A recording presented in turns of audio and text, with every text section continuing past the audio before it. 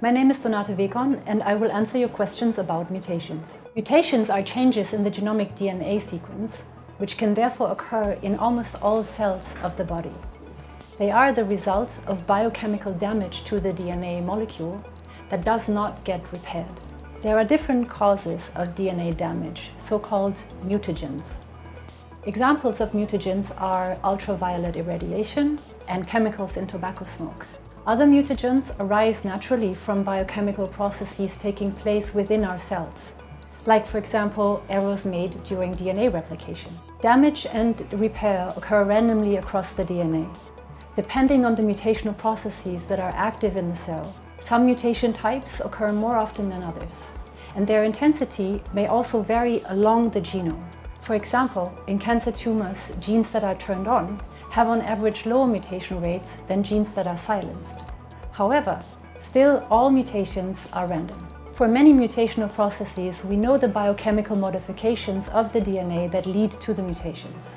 However, where exactly in the genome such a modification will take place is a stochastic event, and we can therefore only describe it in terms of its probability. In other words, we can estimate how likely it is that a given site in the genome will mutate, but we cannot say it for sure.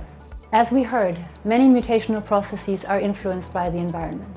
This includes some processes that depend on the amounts of certain molecules in our cells. Psychological stress, for example, influences neurochemical, hormonal, and immunological functioning, which are processes that can also cause cellular stress and therefore DNA damage. There are many examples of environmental exposure that have to do with habits.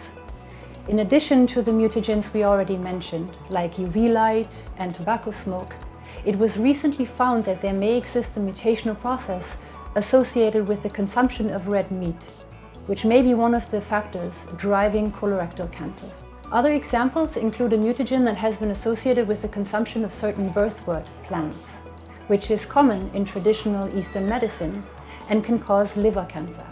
Generally speaking, mutations are rare events. For example, a newborn will have around 100 mutations that neither mom nor dad had in their genomes.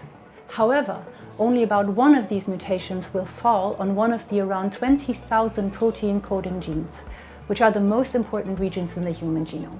These mutations were caused in the parental egg and sperm cells, and we call them germline mutations. In cancer, mutations arise in the rest of the cells of our bodies and often at higher rates than in the germline.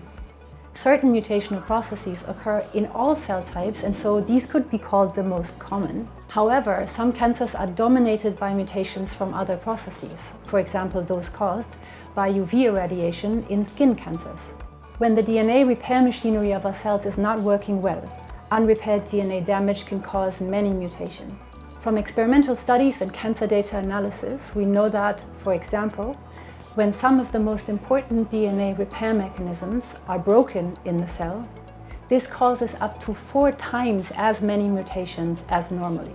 We can define the impact of a mutation by what biological change it causes. Among impactful mutations on protein coding genes in the human germline, at least 80% are detectably harmful. These mutations can cause diseases or otherwise reduce the fitness of the person who carries the mutation.